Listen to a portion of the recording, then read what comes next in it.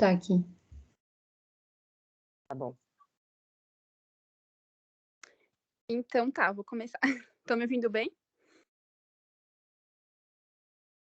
Tá, beleza. Então, hoje eu e a Júlia iremos apresentar o nosso artigo escolhido, né, intitulado como O efeito do exercício aeróbio nos biomarcadores imunológicos e na gravidade e progressão dos sintomas em pacientes com Covid-19, um ensaio de controle randomizado. Pode passar, por favor. Então, por mais que a gente já saiba bastante coisa, né, mas é sempre importante a gente contextualizar um pouquinho.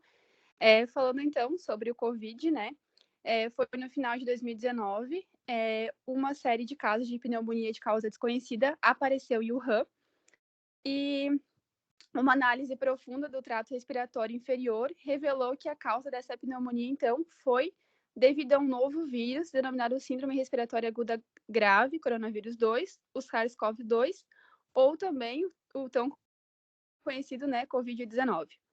A Organização Mundial de Saúde, em março de 2020, anunciou que Covid-19, então, é uma pandemia mundial porque o número de casos infectados aumentou rapidamente. A idade média dos indivíduos infectados com Covid-19 é 47 anos. Febre e tosse são os sintomas mais comuns, mas também podem ter outros, né? Como a perda de paladar, a mialgia, fadiga, dispneia, entre outros. Então, agora, falando um pouquinho mais sobre o exercício aeróbio, o artigo trouxe, então, que ele produz um aumento imediato nas funções imunológicas, e isso pode desempenhar um papel importante no tratamento e também na prevenção da Covid-19. Isso se dá por 4 mecanismos principais.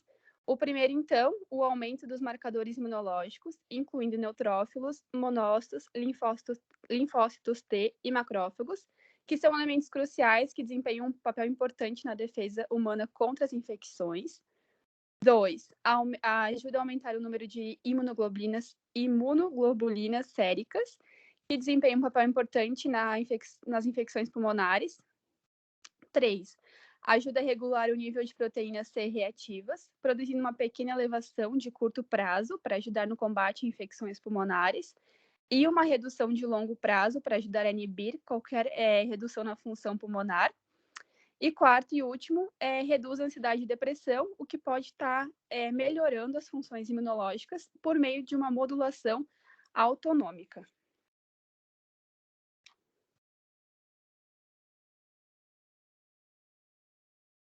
Então, o método, né, ou seja, o design do estudo, foi um projeto piloto randomizado. Cada participante foi convidado a assinar um termo de consentimento, né, informando sobre esse estudo. Ele foi aprovado pelo Comitê de Ética na Turquia, e os pacientes eles foram recrutados de abril de 2020 a junho de 2020. Os pacientes eles foram coletados por meio de uma revisão de dados de um hospital turco em Istambul, e as pessoas que foram diagnosticadas com Covid-19 foram contatadas, então, por um telefonema para pedir-lhes se eles estavam aptos e gostariam de fazer parte desse estudo. Os participantes que aceitaram, então, eles foram entrevistados por meio de videochamada no aplicativo Zoom, e para discutir sobre como seriam esses procedimentos do estudo. O participante que aceitou, né, ele era visitado por um pesquisador em casa enquanto estava em quarentena, e nessa visita eles assinavam um termo de consentimento. E também foram colhidas as amostras de sangue. Todos os participantes que tiveram autorização, eles tiveram autorização médica e permissão para realizar esses exercícios, né? E o médico que supervisionou e diagnosticou o paciente acompanhava esse estudo. Pode passar. Então, sobre o recrutamento dos pacientes, né, a amostra foi de 30 pacientes com idade de 24 a 45 anos, inclui pacientes com Covid leve e moderado. Os critérios de exclusão eram os pacientes que não estavam hospitalizados e apresentassem febre alta, e também mulheres que utilizavam anticoncepcionais. Elas foram excluídas porque eles diminuem as funções imunológicas e podem afetar a subjetividade a doenças autoimunes, com aumentos marcantes nos riscos de doenças autoimunes.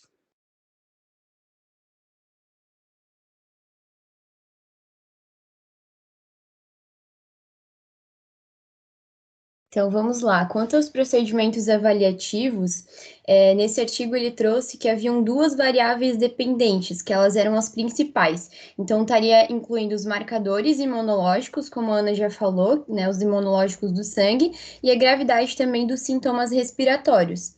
Então, foram realizadas duas visitas, uma ela consistia no início desse procedimento da pesquisa, e outra é 24 horas após o término desse programa de exercícios, que foram de 2 semanas. Então, esse técnico, ele ia, coletava as amostras de sangue e também de saliva, e ia para análise, né? Então, esse técnico de laboratório, ele visitava esse paciente durante a quarentena mesmo, ele estava sendo todo paramentado com equipamento de proteção, né? Que é aquele que é recomendado pela OMS mesmo. Então, aqui, quanto à coleta de sangue, né, a amostra de sangue, elas foram coletadas pela manhã, entre 8h30 às 9h30, foram coletadas por meio de 10 ml de sangue venoso. Esses participantes, eles foram orientados a estar interrompendo qualquer exercício por pelo menos 24 horas antes dessa coleta de sangue. Então, também eles eram convidados a parar de comer qualquer alimento ou líquido a partir das 10 horas do dia anterior dessa coleta. Também elas foram coletadas em tubos, como diz Eva Kutainer, não sei se eu falei certo. Ele tinha um ácido, também que eu não sei se eu vou falar certo, que é etilenodiaminetacrécico, olha, eu já falei errado. E ele é utilizado para estar separando o plasma, né, sanguíneo. O sangue, então, ele foi centrifugado a 3.000 RPM por 15 minutos a 4 graus. E os linfócitos totais, leucócitos e monócitos, eles foram medidos nessas amostras de sangue utilizando um sistema de análise de homócitos multicanal. É um sistema diferente que foi utilizado então. Essas concentrações de interleucina 6, 10 e o TNF-alfa, elas foram analisadas pelo ensaio de kits comerciais ELISA, e elas foram seguindo as instruções do fabricante mesmo para estar analisando essas microplacas. Por último, o artigo ele traz que as amostras elas foram armazenadas a menos 20 graus para estar fazendo uma análise posterior. Vamos ver se vai passar aqui. Agora foi. Então tá, quanto à coleta de amostra de saliva, ela foi coletada para medir a concentração da hemoglobina A, e essa amostra ela foi coletada sem nenhum método de estimulação de saliva. Então, o participante ele foi solicitado a estar enxaguando a boca com água destilada e estar evacuando essa saliva um pouco antes da coleta. A concentração dessa hemoglobina ela foi analisada utilizando esse kit de ELISA, como eu falei anteriormente, e para a coleta foi utilizado um método de drenagem passiva. Então, como que ocorre? O participante ele flexionava levemente a cabeça para frente para permitir que a saliva entrasse dentro desse tubo esterilizado, né? Ele é pré-pesado, por 5 minutos. Então, o peso desses tubos ele foi medido novamente depois da coleta para estar tendo uma estimativa de volume e também da vazão salivar. Por fim, esses tubos eles foram pesados com uma densidade de saliva proposta como 1 grama por mililitro, não sei, prof, ml. As amostras foram armazenadas, então, a menos 80 graus para estar fazendo essa análise posterior. Por fim, a taxa de secreção dessa hemoglobina ela foi medida multiplicando toda a concentração dela na superfície da mucosa pela unidade de tempo da taxa de fluxo de saliva. Ô, Júlia, só deixa eu te corrigir, é imunoglobulina, tá? Isso, perdão. Imunoglobulina. Tá, agora falando um pouquinho sobre a pesquisa de sintomas respiratórios superiores de Wisconsin, não sei se eu falei certo, mas enfim. Ele é um instrumento de avaliação empírica de resultado de qualidade de vida. E ele é um método confiável, né? Ele foi validado e ele avalia a mudança na qualidade de vida ao longo do tempo, incluindo sintomas de doenças semelhantes à influenza, como com sintomas de dores de cabeça, dores no corpo e também febre. Então, os pacientes eles foram convidados a preencher a pesquisa antes de iniciar o estudo e também 2 semanas após. Pode passar. Os procedimentos de tratamento, então. Os grupos eles foram divididos aleatoriamente, né? Em 2, o grupo de exercício e o grupo controle. Todos os participantes de ambos os grupos seguiram as diretrizes da OMS e usaram todos os medicamentos padronizados dados pelo médico de acordo com o Ministério da Saúde turco. Eles realizaram, então, 3 sessões por semana, no período de 2 semanas. E esse programa de exercício, ele consistia em caminhada ou corrida, em esteira ou bicicleta ergométrica, e cada sessão é composta por 5 minutos de aquecimento, com caminhada lenta ou bicicleta. Em seguida, a intervenção principal, que era 30 minutos de exercício aeróbio de intensidade moderada, poderia ser caminhada, corrida ou bicicleta. E, por último, um exercício de relaxamento de 5 minutos, que também poderia ser caminhada, corrida ou bicicleta. A intensidade do exercício foi de 60% a 75% da frequência cardíaca máxima. Também foi utilizado a escala de Borg para controlar essa intensidade do exercício. E o exercício ele era interrompido caso o paciente apresentasse algum dos seguintes sintomas: dor no peito, os sinais e sintomas, né? Dor no peito, falta de ar, desmaios, claudicação, fadiga, tontura, cianose ou também a palidez.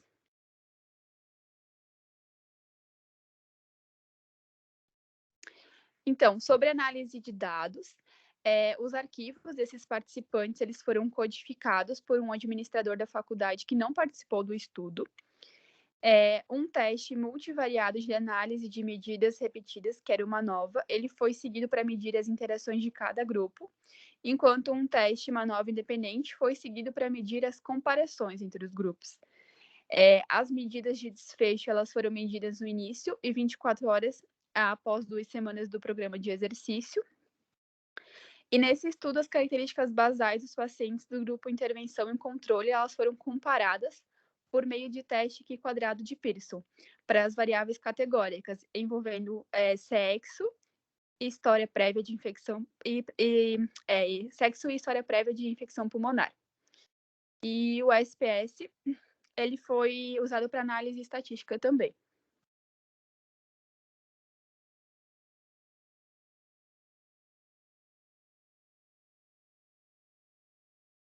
Então, os resultados, as características demográficas e físicas dos dos participantes, elas estão sendo mostradas nessa tabela. No início do estudo, não houveram diferenças muito significativas entre os grupos em idade, altura e IMC. Vamos ver se consigo passar aqui.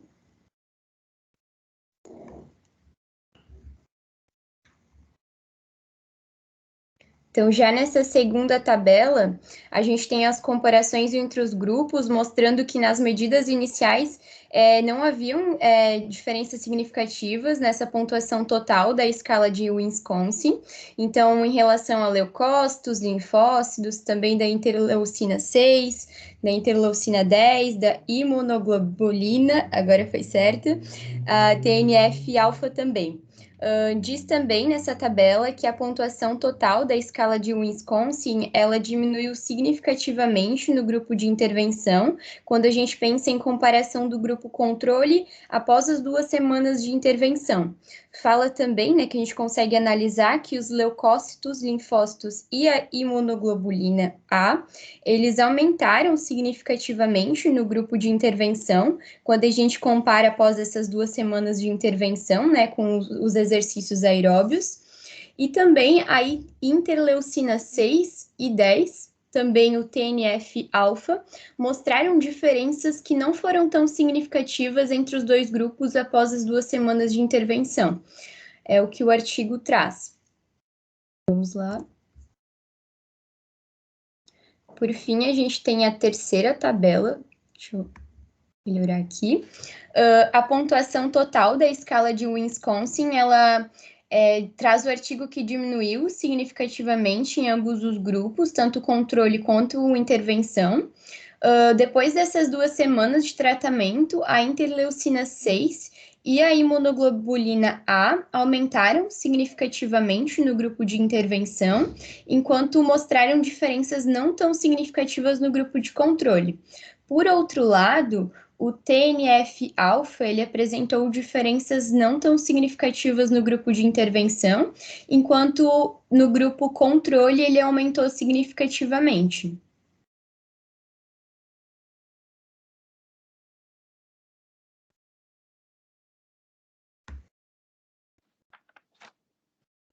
Então, sobre a discussão, então, a gente trouxe 3 tópicos mais assim, relevantes, porque a discussão falava muito do que a Júlia já comentou. Então, em primeiro lugar, aumentou bastante as atividades das células neutras assassinas, a NK, especialmente durante o exercício. Elas desempenham, então, esse papel importante na infecção do trato respiratório superior. Diminuiu a gravidade e a progressão dos sintomas. E, em segundo, aumentou a quantidade e a atividade dos macrófagos. Eles aumentaram a imunidade respiratória no crescimento do vírus. E, então, em terceiro, o aumento dessa intensidade moderada aumenta a concentração da imunoglobulina. Ela tem uma relação inversa com o risco e a gravidade dos sintomas do trato respiratório superior. Eles compararam bastante com outros artigos, né? Na verdade, esse artigo foi o primeiro que analisou o exercício no COVID, mas eles também se basearam em outros estudos. E nesse estudo também os leucócitos mostraram uma diferença significativa. E os linfócitos, uma diferença entre os grupos. O exercício aeróbico causou uma elevação das catecolaminas plasmáticas, ou seja, da dopamina, norepinefrina e epinefrina. Alguns pontos fracos relatados na discussão foi que os pesquisadores não puderam supervisionar diretamente esses pacientes, incluídos durante o exercício, devido ao aumento desse risco da infecção. Além disso, foi realizado por 2 semanas apenas. Na verdade, era a intuição, né, era o objetivo do artigo, investigar a curto prazo. Porém, eles deixam como sugestão, então, analisar a longo prazo. O estudo também não investigou a diferença na resposta entre homens e mulheres. E também é uma sugestão que fica do artigo, né? Pesquisas futuras devem investigar o efeito do exercício aeróbico de longo prazo em distúrbios do COVID e nas taxas de mortalidade e a diferença da resposta entre o sexo, então, né? E o grupo de idade também desses exercícios aeróbicos.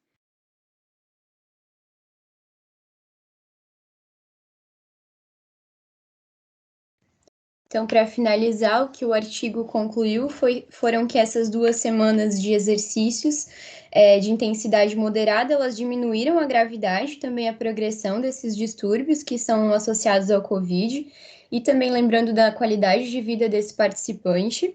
E, além disso, também essas 2 semanas, elas produziram um efeito positivo no sistema imunológico, que foi aumentar a quantidade de leucócito, linfócito e também da imunoglobulina A.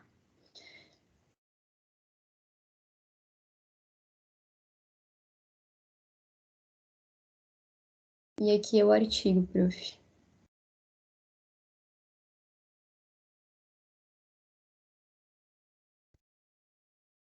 Também. É isso.